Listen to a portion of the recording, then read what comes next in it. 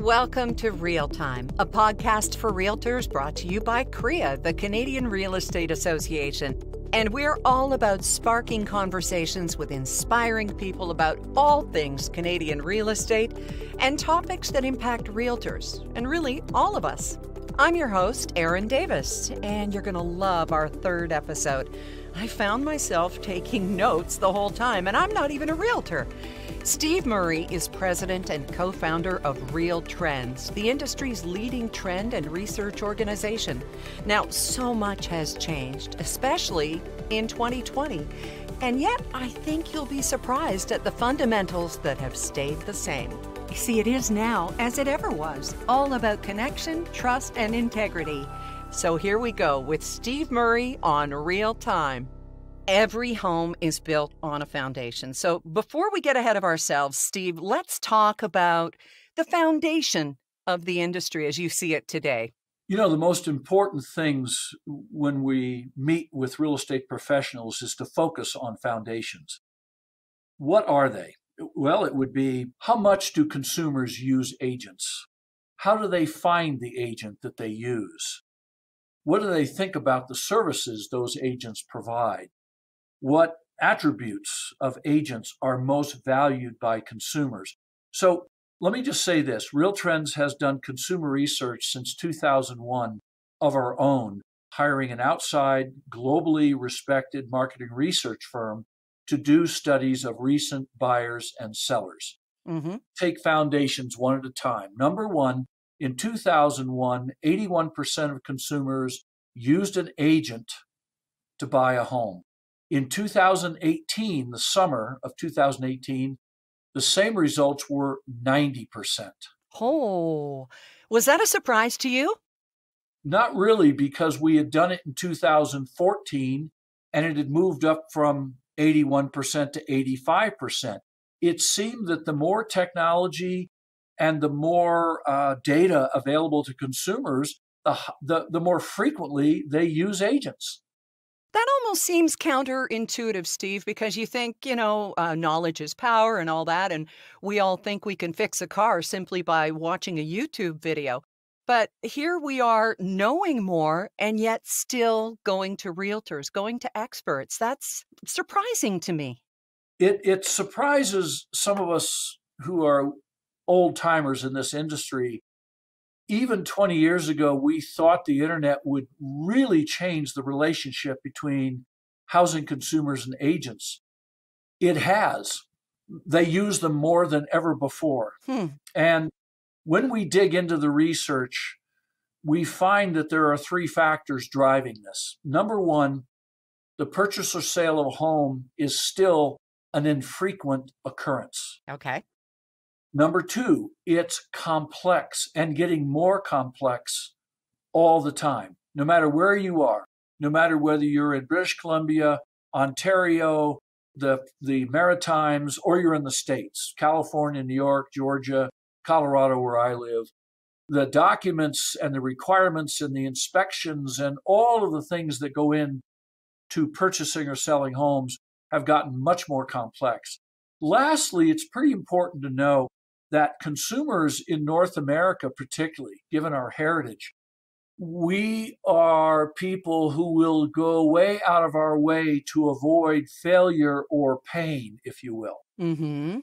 Consumers instinctively know when they're dealing in a market, if you will, like the purchase of a home or having open heart surgery, if you will, no matter how much you know, it's infrequent, it's complex, and if you screw it up, you could be paying for the rest of your life, that those consumers will shy away from trying to do it themselves, and rather they will depend on having a professional by their side. I find that amazing. Yep. So what about the methods for finding an agent? Is it online? Is it word of mouth? Is it seeing signs? Are we still kind of old school in that regard, Steve? Very much so. The research shows that between 2/3 and 70% of all recent buyers and sellers either knew an agent or someone they trusted referred them to an agent. That essentially has not changed in 20 to 30 years. in the US and Canada. Now, we should point out that still leaves a third of buyers and sellers who have other means, and that would be yard signs, direct mail. But obviously, the biggest segment now is online. Yes, consumers are going online to look for agents when they don't know one and no one has been referred. One last additional point. Even when agents are referred or known by the customer, well over half of consumers are going online to seek references on those agents. They go to Google, they go to Facebook, Yelp, Angie's List, they go to rating sites, whether it's at realtor.ca or brokerage sites that have ratings. Consumers are accepting the referral and the relationship, but increasingly they're checking them out. Doing their research, but also letting somebody else do the actual legwork. Yeah. And this is why, as Terry O'Reilly said in our first podcast, it's so important for realtors to zig while others are zagging and to make themselves stand out when people are looking for agents. For example, when my husband and I bought a place in California last year, this is going to sound funny. We knew nobody down there except the selling agent. And what we looked for was an agent who said, yeah, we know how to deal with Canadians. And that just doesn't mean, to expect a whole bunch of stories. Yeah. But but the ins and outs of the international, the cross-border purchasing and that sort of thing. And so for us, that's what really stood out. Correct.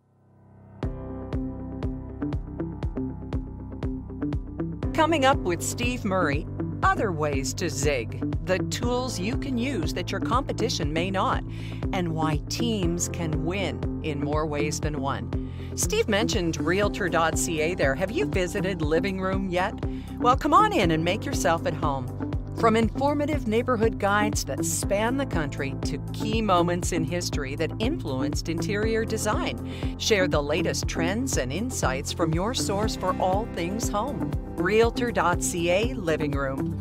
Steve, have you seen or, in your experience, other things that can stand out for those who don't have word of mouth or who are doing the looking and searching referrals? Our research seems to indicate that of two big factors about agents, let's call them, how many deals have you done? And the other would be years of experience. That consumers tilt somewhat towards years of experience over how many deals you got done. Okay. And it's important, therefore, when agents are presenting themselves, that they focus on their experience and not on how many transactions they've done. You talked about trust. And one of the things I wanted to talk with you about today is, of course, trust and integrity. And if realtors have all the latest technology and tools to do business, then how important are trust and integrity in the whole picture? How does it all balance out? Or if you were going to do kind of a pie chart, Steve, where would trust and integrity feature in that pie? According to the research we've done, and these actually are questions we ask these recent buyers and sellers, trust is number one by far of all the attributes of an agent. For a consumer to develop a trusted relationship is more critical than any other attribute of an agent. Now, how does an agent do that? Which then is the number two most important thing, which is to communicate with me the way I want to be communicated to. There are a whole series of trainings and exercises that agents are taught. To give an example, one is it is far better to, when you meet a new customer, even somebody you know a little bit, to be a person who asks questions and listens carefully to a potential seller or buyer than it is to rush in, for instance, say, well, let me tell you all the work I've done and how many deals I've done in this neighborhood, and I've been around for 24 years. That kind of that behavior tends to turn people off, many people. They want, and we use an old expression, it's been around for a long time, but consumers look at real estate agents, and many, not all, but many say in their minds, they will go, I really don't care about how much you know until I know how much you care. I love that. I don't care how much you know. I'm writing this down because this is so good. I don't care how much you know until I know how much you care. Wow. Yeah. And right now, let's talk about quickly these times right now. Mm-hmm. People are fearful for their jobs, for their health, for their family, for their friends. We will come out of this in Canada and the US. We will come out of this. We're strong countries. We will recover. But the memories of this and some of the fears people felt will still be there. Mm-hmm. So even today, more and more agents should be prepared to ask questions to show that they actually care what that buyer or seller or future buyer or seller, how they're thinking, how they're feeling, what their view is before they start talking. Do you have any idea how that conversation might go, Steve? Can you walk us through? I'm in a home, let's say 250,000. We're going to have to relocate. We want to sell our house. Times are not good, and we want to get everything out of this house that we put in. What might be some of the questions that you would ask me, Steve? I would start off by saying, to confirm, tell me about your relocation. Is this exciting to you? I mean, is this a promotion for someone in your family? Is this your own personal relocation to be with friends and family? Why are you relocating? Okay. And how are you feeling about it? All right. Is this really exciting, or are you kind of sad to be leaving? And tell me more about that. And tell me what's special about this house and where you've lived. What are the things that have made this really a neat place to you? It's more. I'm asking questions about feelings and perceptions and why. I'm not even talking about money. Right. I want to talk about, tell me what you're feeling. And now a third question might be, well, if you are looking to hire an agent, someone like me, tell me, what are the things that I could do that would make this the best experience for you? Wow, I really feel comforted just hearing those questions. I really do. And the fact that you want me to open up to you a little bit and tell you why this house is so precious, and it's so much more than square footage. You know, it's the sunrise through the kitchen window or the sunset over the back patio or things like that you wouldn't maybe see. That's right. Back to Steve Murray in just a moment. Told you he was fascinating.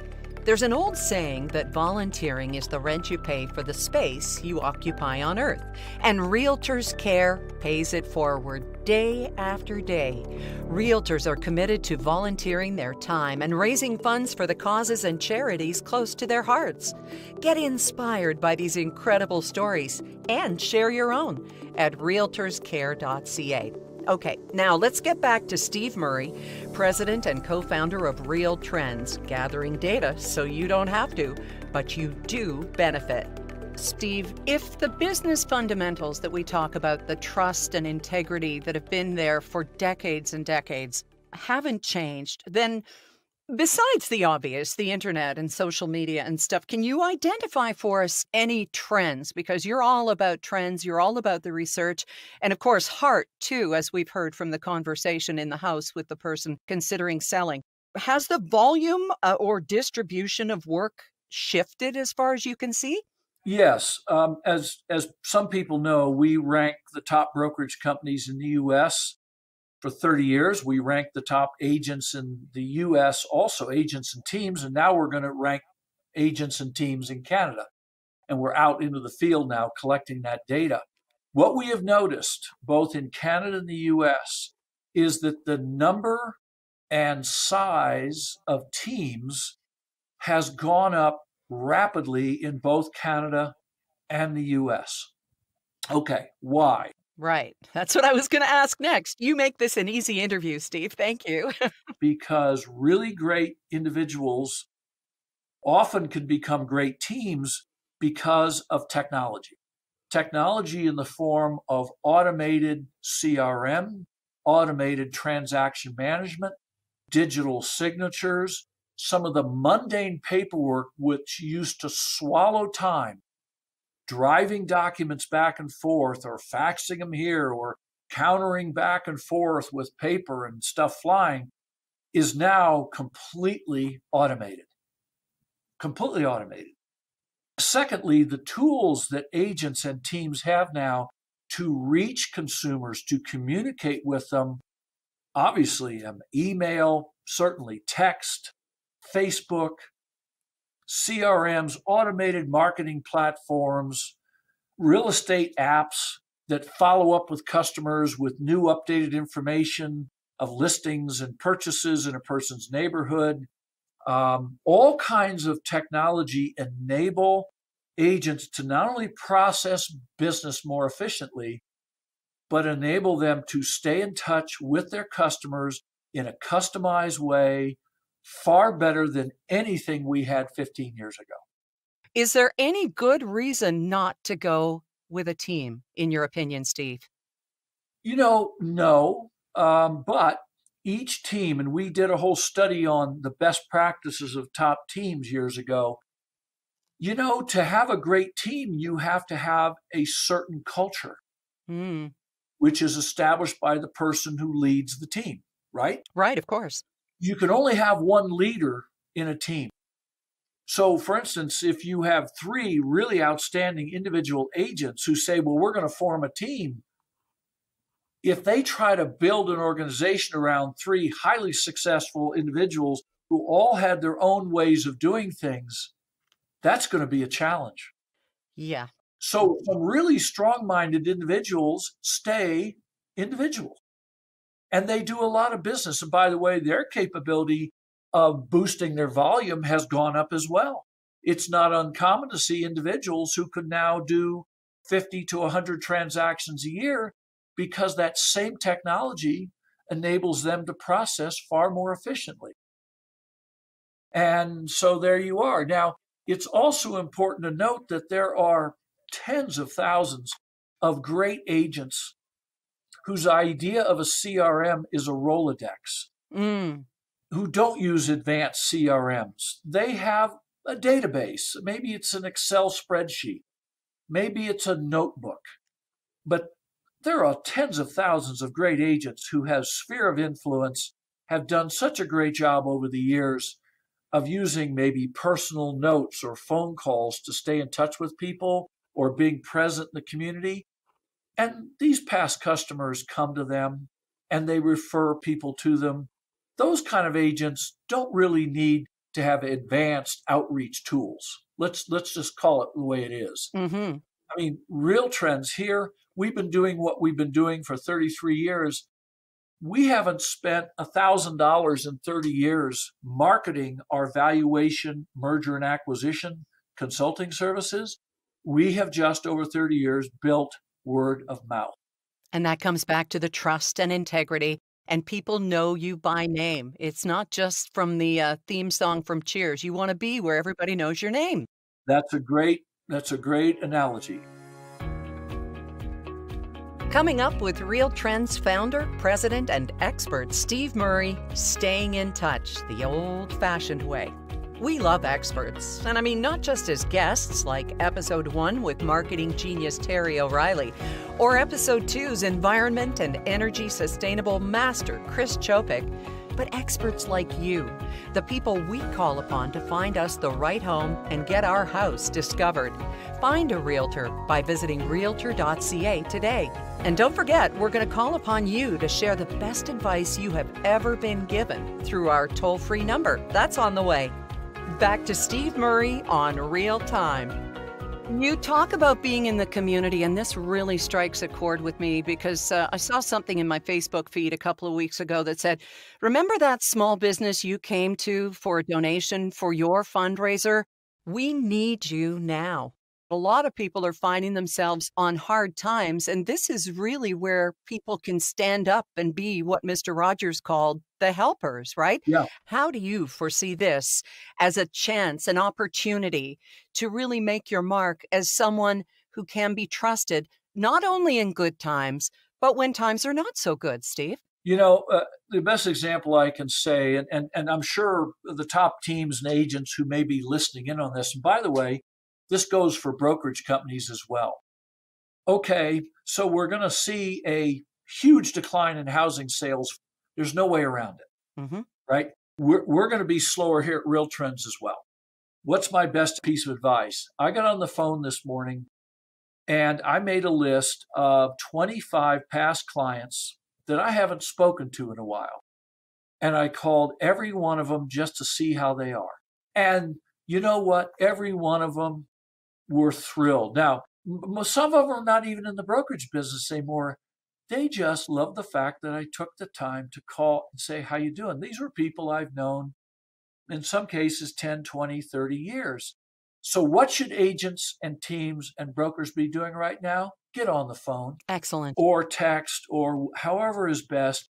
Call your people. Use Zoom if that to reach a larger group if you want to. You're not going to be busy putting transactions together. Right. Not much. Take the time.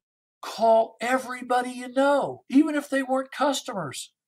Call your uncles, your aunts, your cousins, your friends from high school. Reach out to people and say, I was just thinking about you and wondering how you're doing.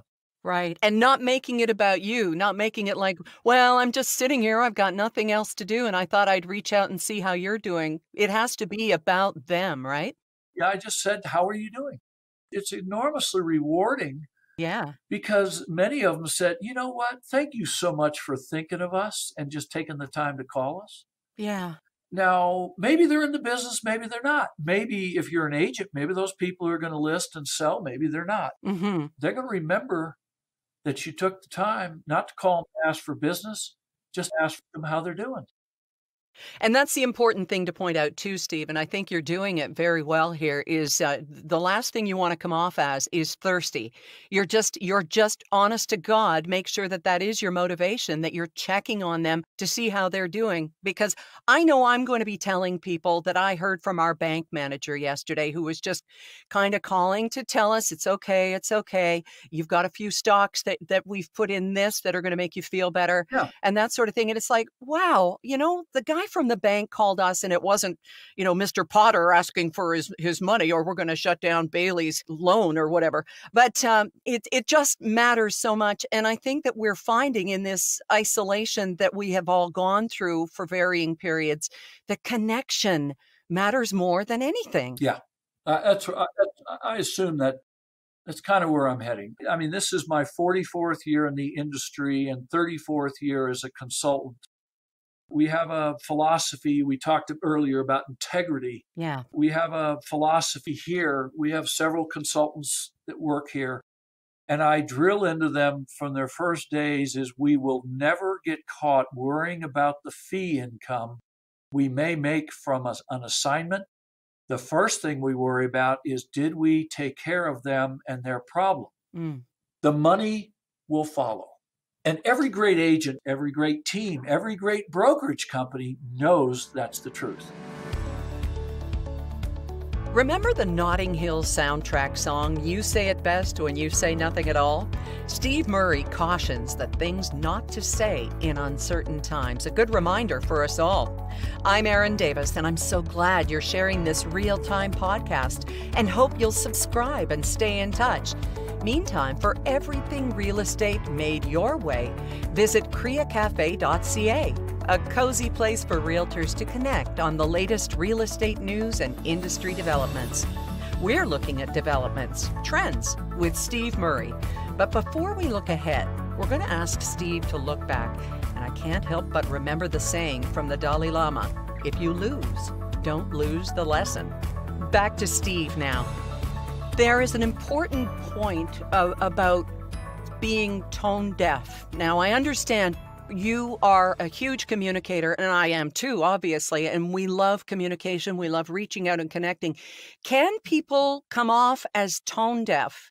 And that would be, I guess, asking if you're thinking of, well, keep me in mind if you decide to sell or if you have to move or something like that. That's a big caution, I would say, wouldn't you? Right now is a time when we all need to connect with each other, stay in touch with people, offer to be there for people. And you know what? The business will come. It'll come back. But none of my friends right now, yeah, we're still all doing our jobs because those who have jobs, right? We have to keep working hard. But this is a very, very scary time. You've been through recessions before. But before we take a look at the future, and really that has been how you have built your business, let's take a look at the past. I mean, people forget that there have been some pretty big craters over the years, and here we are. So can we start again? We'll go back to that foundation that we began with. Start with the foundation as we get set to close here, Steve, with how it was and how you saw people get through and what the good was that came out of it.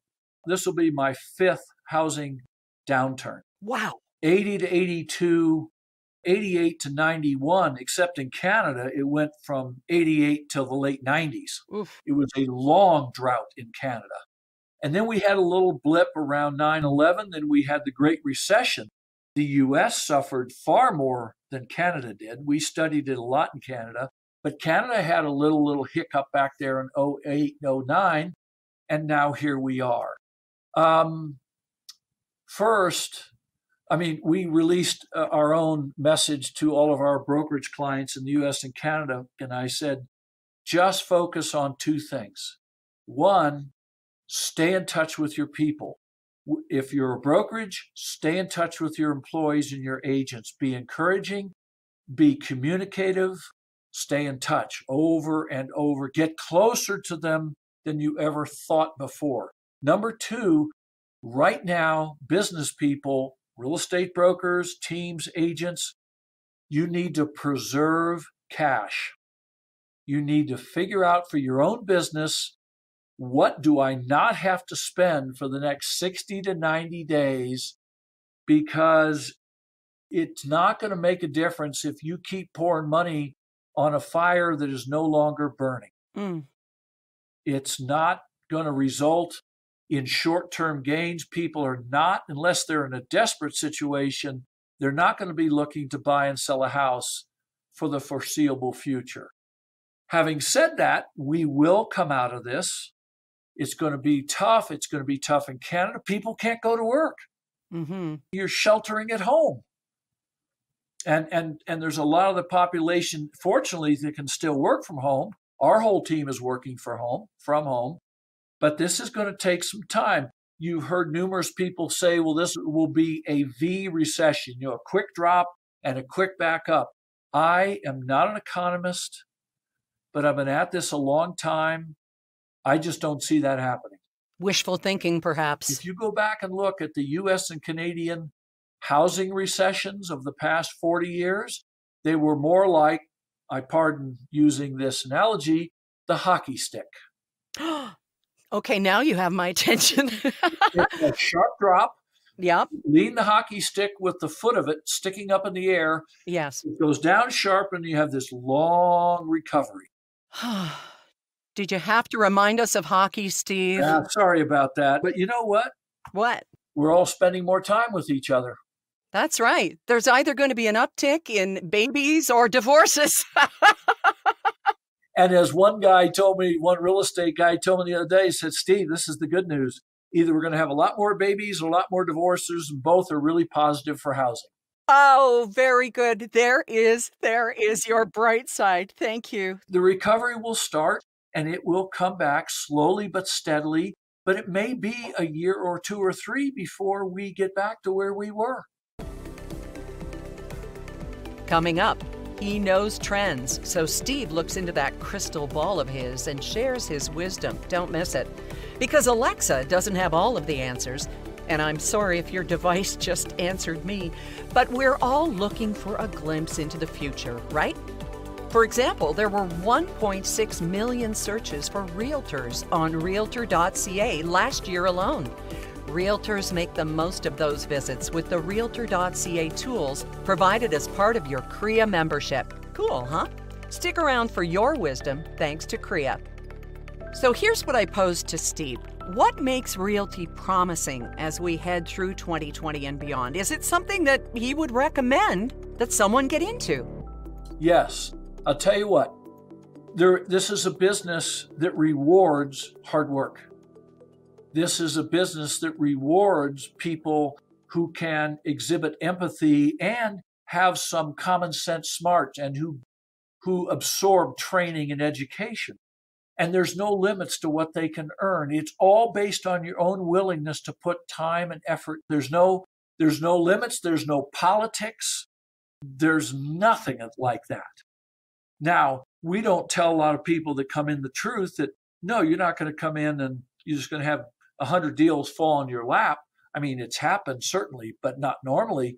Mm-hmm. I mean, I'll leave you with one of my favorite stories of all time was a guy I met in Michigan some years ago after the Great Recession. And this poor young man in his mid-40s had lost a 20-year career building a business, and his business evaporated. He lost his wife, left him, and left the state, and left him with 6 kids and a house and $1,000. Is this a country song? Could be. Okay. And we actually reported on him in our publication. And I said, what did you do? And he said, I had my license. I knew I couldn't wait for sphere of influence marketing. I decided there was a niche to do door knocking on FSBOs and expireds. And I developed a system. And I had my teenage kids help me put things together because my kids were 16 to 5 in age. Wow. He said I had a couple of rules. One, I never worked between 4:30 and 7:30 because that was homework and dinner time. And I never worked on Sunday because that was church and family time. But I door knocked. And in my first 12 months, I closed 45 transactions. Wow. And in my second year, I did over 70. Wow. You don't have to have a college education. You just have to have a work ethic and some intelligence to say, what is it I'm good at? What can I do to present myself best? How do I get in front of potential clients and customers? And I can build a business that nobody can take away from me but me. How many other occupations are there like that? I don't know. I can't think of many. That's for sure. Nope. So there will always be room in the future for people with trust, integrity, knowledge, and of course, access to great information. And hopefully this has been some of that. And folks will go back and listen to this again and again because it's been incredible. Steve, thank you. Thank you for sharing your knowledge, your wisdom, your years of experience, and your real trends. We are so grateful to you and good luck. Well, thank you. It's been an honor to be with you. And I hope out there someone will hear this and it'll improve their day. We can hope. Thank you, Steve, so much. Stay well. Take care. You be well, too. Bye now. Thank you to Steve Murray, president and co-founder of Real Trends. Hey, remember his advice to pick up the phone? One of our podcast listeners did just that. Hi, welcome to the Real-Time Hotline. Steve Murray isn't available right now. He's on the phone with clients, keeping that connection. But if you're calling to tell us the best advice you ever got as a realtor, share it with us now. Hi there, Duncan Fremlin calling. I'm a broker with RE/MAX Hallmark in downtown Toronto and love the podcast, Aaron. I've been slogging houses for about 33 years. I was given a lesson early on in my career, and it's served me well over the years. An old-timer told me one time, he said, if you ask a client what their decision is, certainly listen to them, but a few minutes later, ask them again. And then if they're not entirely sure, ask them a third time. You can never ask them too many times because people change their mind in a matter of seconds. Sometimes they think one thing 1 minute and then a couple of minutes later they'll think something else. So give them a chance to really work through the decision. That's my tip. It's amazing the number of times I've seen people do a complete about face on a very important issue. Hey, thanks, Duncan. Ask what's important, then ask again and again. And if you have some advice you want to share with everyone, just call this number and leave a message at 1-888-768-6793. That's 1-888-768-6793. And thanks. Hey, just before we go, here's another reason you're going to want to subscribe to this podcast. Because our next one is one you can't miss. We've assembled a team of experts to join us. In response to current conditions, businesses and realtors need to react to a new world, though temporary, where human interaction is limited or discouraged. Now, as you well know, the real estate industry, built on relationships between a realtor and their client, will be and is significantly impacted. But within adverse conditions come opportunities and new human behaviors, right? So early adoption is key. And for realtors, maintaining a personal connection is crucial. Representatives from various levels within the industry will provide guidance, clarity, and give CREA members real-world tools to implement. You won't want to miss it. I'm Erin Davis. Talk to you again soon, and don't forget to subscribe. Bye for now.